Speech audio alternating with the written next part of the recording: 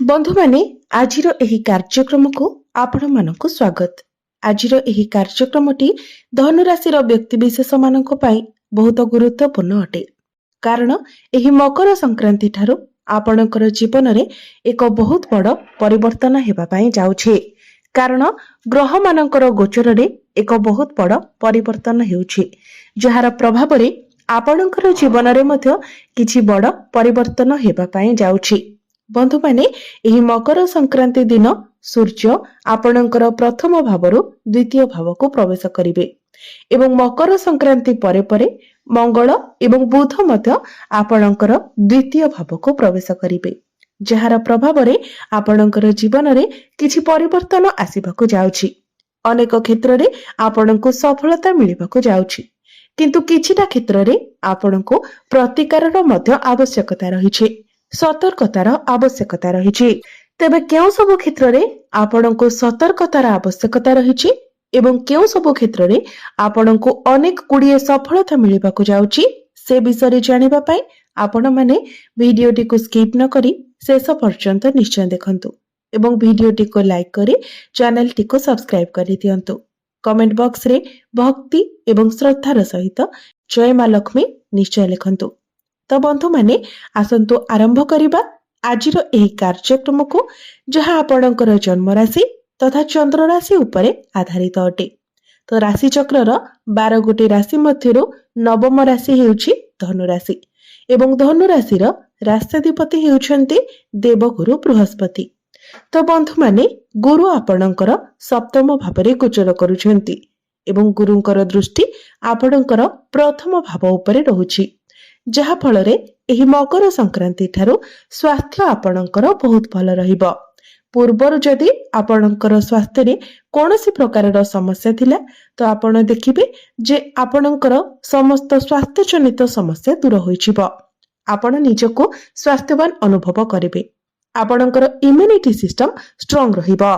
किंतु शनिंकर दृष्टि मध्य जेहेतु आपणकर प्रथम भाव उपरे रहुछि, तेणु आपण जेतेबेले केवरे ट्रावेल करूछन्ति बाहर को जाउछन्ति सेतेबेले बाहरर खाद्य को अवॉइड करंतु एवं निज स्वास्थ्यर जत्न नियंतु। आपण जदि बाहर खाद्य किछि खाउछन्ति तो आपणकर पेट जनित समस्या देखा देई पारे, तेणु आपण जेते परिबे बाहर खाद्य को अवॉइड करी हेल्दी फूड खांतु। विद्यार्थी मानक कथा जदि कहिबा तो विद्यार्थी मानक पई मध्य एही मकर संक्रांति परठारु समय बहुत भल रहुछि।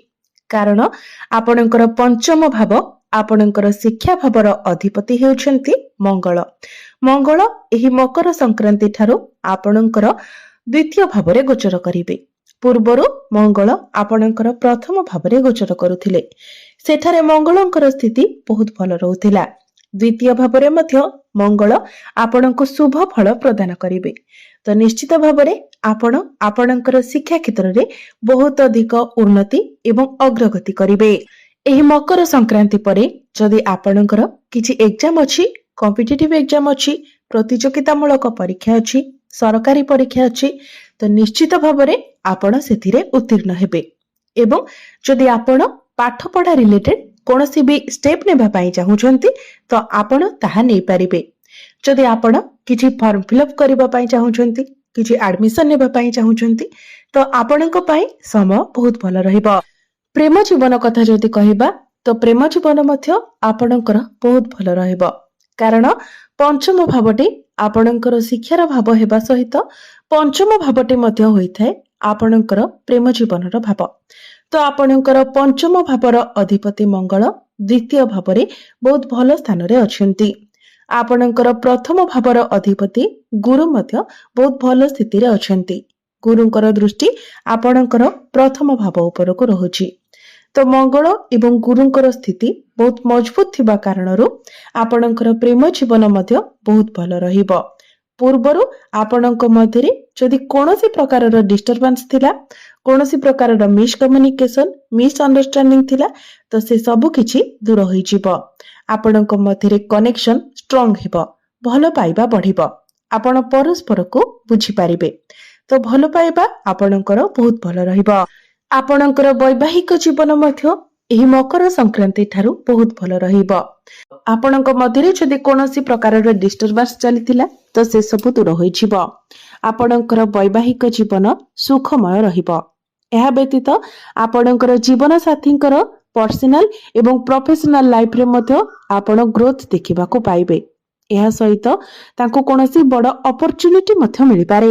ଯଦି ଆପଣଙ୍କର ଜୀବନ ସାଥୀ ଆପଣଙ୍କୁ କୌଣସି ପ୍ରକାରର ଆଡଭାଇସ ଦେଉଛନ୍ତି ତ ଆପଣ ନିଶ୍ଚିତ ଭାବରେ ତାହାକୁ ମାନନ୍ତୁ, କାରଣ ଏହା ଦ୍ୱାରା ଆପଣଙ୍କର ହିଁ ଫାଇଦା ହେବ। କିମ୍ବା ଆପଣ ଯଦି ଆପଣଙ୍କର ଜୀବନ ସାଥୀଙ୍କୁ କୌଣସି ପ୍ରକାରର ଆଡଭାଇସ ଦେଉଛନ୍ତି ତ ତାହା ତାଙ୍କ ପାଇଁ ମଧ୍ୟ ଲାଭପ୍ରଦ ସାବ୍ୟସ୍ତ ହେବ। ଭାଗ୍ୟ କଥା ଯଦି କହିବା ତ ଭାଗ୍ୟ ମଧ୍ୟ ଏହି ମକର ସଂକ୍ରାନ୍ତି ଠାରୁ ଆପଣଙ୍କର ପ୍ରବଳ ରହିବ, କାରଣ ଆପଣଙ୍କର ନବମ ଭାବ ଭାଗ୍ୟ ଭାବର ଅଧିପତି ହେଉଛନ୍ତି ସୂର୍ଯ୍ୟ। ସୂର୍ଯ୍ୟ ଆପଣଙ୍କର ଏହି ମକର ସଂକ୍ରାନ୍ତିକୁ ଦ୍ୱିତୀୟ ଭାବକୁ ପ୍ରବେଶ କରିବେ। ତ ଦ୍ୱିତୀୟ ଭାବରେ ମଧ୍ୟ ସୂର୍ଯ୍ୟଙ୍କର ସ୍ଥିତି ବହୁତ ଭଲ ରହିବ। ତ ନିଶ୍ଚିତ ଭାବରେ ଏଠାରେ ସୂର୍ଯ୍ୟ ଆପଣଙ୍କର ଭାଗ୍ୟକୁ ପ୍ରବଳ ବନାଇବେ। ଭାଗ୍ୟ ସମ୍ବନ୍ଧିତ ଆପଣ ଯାହା ବି ନିର୍ଣ୍ଣୟ ନେବେ ସେଥିରେ ଆପଣଙ୍କୁ ସଫଳତା ମିଳିବ। ଆପଣଙ୍କର ଅଟକି ରହିଥିବା କାର୍ଯ୍ୟ ଆଗକୁ ବଢିବ। ଏହି ମକର ସଂକ୍ରାନ୍ତି ପରେ ଆପଣ କିଛି ବଡ଼ ଡିସିସନ ନେଇପାରନ୍ତି, କିଛି ବଡ଼ କାର୍ଯ୍ୟର ଆରମ୍ଭ କରିପାରନ୍ତି, କୌଣସି ବଡ଼ ଜିନିଷ ଆପଣ କିଣାକିଣି କରିପାରନ୍ତି, ନୂତନ ଭୂମି, ଜମି, ପ୍ରପର୍ଟି ଇତ୍ୟାଦି କିଣିପାରନ୍ତି, ନୂତନ ଗୃହ ନିର୍ମାଣ କରିପାରନ୍ତି, ନୂତନ ଯାନବାହନ ଇତ୍ୟାଦି କିଣାକିଣି କରିପାରନ୍ତି।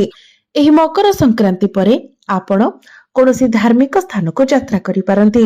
କ୍ୟାରିୟର କଥା ଯଦି କହିବା ତ ଆପଣଙ୍କର କ୍ୟାରିୟର ଭାବ ଦଶମ ଭାବର ଅଧିପତି ହେଉଛନ୍ତି ବୁଧ। ଏହି ମକର ସଂକ୍ରାନ୍ତି ପରେ ପରେ ବୁଧ ଆପଣଙ୍କର ଦ୍ୱିତୀୟ ଭାବକୁ ପ୍ରବେଶ କରିବେ। ତ ଆପଣଙ୍କ ମଧ୍ୟରେ କମ୍ୟୁନିକେସନ ସ୍କିଲର ଡେଭଲପ ହେବ। ଆପଣ ନିଜର କମ୍ୟୁନିକେସନ ସ୍କିଲ ଦ୍ୱାରା, ନିଜ କାର୍ଯ୍ୟ କରିବାର ଶୈଳୀ ଦ୍ୱାରା ଅନ୍ୟମାନଙ୍କୁ ନିଜ ଆଡକୁ ପ୍ରଭାବିତ କରିବେ ଏବଂ ଏସବୁ ଦ୍ୱାରା ଆପଣ ଆପଣଙ୍କର କ୍ୟାରିୟରରେ ଏକ ବହୁତ ବଡ଼ ପରିବର୍ତ୍ତନ ମଧ୍ୟ ଆଣିପାରିବେ। କିନ୍ତୁ ସୂର୍ଯ୍ୟ ମଧ୍ୟ ଯେହେତୁ ଆପଣଙ୍କର ଦ୍ୱିତୀୟ ଭାବରେ ଅଛନ୍ତି ତ ଆପଣଙ୍କ ମଧ୍ୟରେ ଟିକେ ବହୁତ ଅଧିକ କନଫିଡେନ୍ସ ଲେଭେଲ ରହିବ, ଦରକାର ଠାରୁ ଅଧିକ ରହିବ। ଆପଣ ଜାଣନ୍ତି ଯେ ଦରକାର ଠାରୁ ଅଧିକ ଜିନିଷ ସର୍ବଦା ହାନିକାରକ ହୋଇଥାଏ, ତେଣୁ ଆପଣ ଏସବୁ ଜିନିଷରେ କଣ୍ଟ୍ରୋଲ କରନ୍ତୁ। ନିଜର ଧୈର୍ଯ୍ୟ ଉପରେ ମଧ୍ୟ ଆପଣ ନିୟନ୍ତ୍ରଣ ରଖନ୍ତୁ।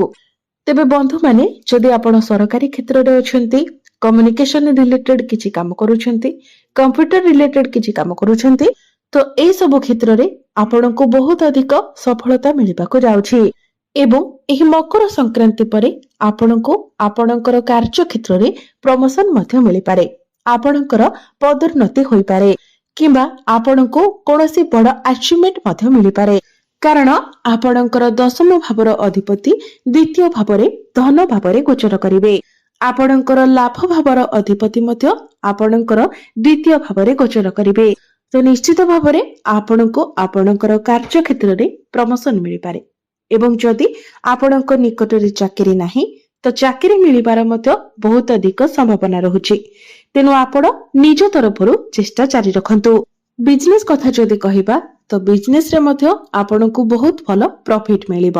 ଆପଣ ଆପଣଙ୍କର ବିଜନେସରେ ବହୁତ ଅଧିକ ଗ୍ରୋ କରିବେ। ନିଜର ବିଜନେସକୁ ଆଗକୁ ବଢାଇବା ପାଇଁ ଆପଣ କିଛି ଷ୍ଟେପ ନେଇପାରନ୍ତି। ଆପଣଙ୍କର ଗ୍ରାହକ ବଢିବେ। ବିଜନେସରେ ଯଦି ଆପଣ କିଛି ଆଇଡିଆ ଲଗାଉଛନ୍ତି, ଯଦି ବିଜନେସକୁ ଆଗକୁ ବଢାଉଛନ୍ତି ତ ସେଥିରେ ମଧ୍ୟ ଆପଣ ଲାଭାନ୍ୱିତ ହେବେ। ଆପଣଙ୍କର ଫାଇନାନ୍ସିଆଲ ପ୍ରଫିଟ ହେବ। ଆପଣଙ୍କର ଡେଲି ଇନକମ ବଢିବ। ଆପଣ ଆପଣଙ୍କର ବିଜନେସରେ କିଛି ବହୁତ ବଡ଼ ପରିବର୍ତ୍ତନ କରିପାରନ୍ତି। ଏଥିରେ ଆପଣଙ୍କୁ ସପୋର୍ଟ ମଧ୍ୟ ମିଳିବ। ତ ଆମେ ଯଦି କହିବା ତ ପ୍ରତ୍ୟେକ କ୍ଷେତ୍ରରେ ଆପଣଙ୍କୁ ସଫଳତା ହିଁ ମିଳିବାକୁ ଯାଉଛି। ତାହା ଆପଣଙ୍କର ସ୍ୱାସ୍ଥ୍ୟରେ ହେଉ, ଶିକ୍ଷା କ୍ଷେତ୍ରରେ ହେଉ, ପ୍ରେମ ଜୀବନରେ ହେଉ, ବୈବାହିକ ଜୀବନରେ ହେଉ, ଆପଣଙ୍କର ଭାଗ୍ୟକୁ ନେଇ ହେଉ, କ୍ୟାରିୟରକୁ ନେଇକି ହେଉ, ବିଜନେସକୁ ନେଇକି ହେଉ, ଏହି ମକର ସଂକ୍ରାନ୍ତି ପରେ ପ୍ରତ୍ୟେକ କ୍ଷେତ୍ରରେ ଆପଣ ବିଜୟୀ ହେବା ପାଇଁ ଯାଉଛନ୍ତି। ଆପଣଙ୍କୁ ସଫଳତା ମିଳିବାକୁ ଯାଉଛି।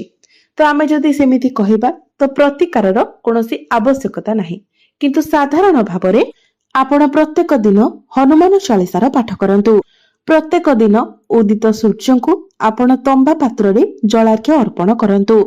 ପ୍ରତ୍ୟେକ ଦିନ ଆପଣ ଓಂ ନମଃ ଶିବାୟ ମନ୍ତ୍ର 108 ଥର ଜପ କରନ୍ତୁ ଏବଂ ପ୍ରତ୍ୟେକ ଦିନ ଆପଣ ବିଷ୍ଣୁ ସହସ୍ର ନାମର ପାଠ କରନ୍ତୁ।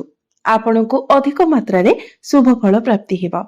ତ ବନ୍ଧୁମାନେ, ଆପଣଙ୍କର ଜୀବନ ମଙ୍ଗଳମୟ ହେଉ, ଏହା ହିଁ ଈଶ୍ୱରଙ୍କ ନିକଟରେ ମୋର ପ୍ରାର୍ଥନା।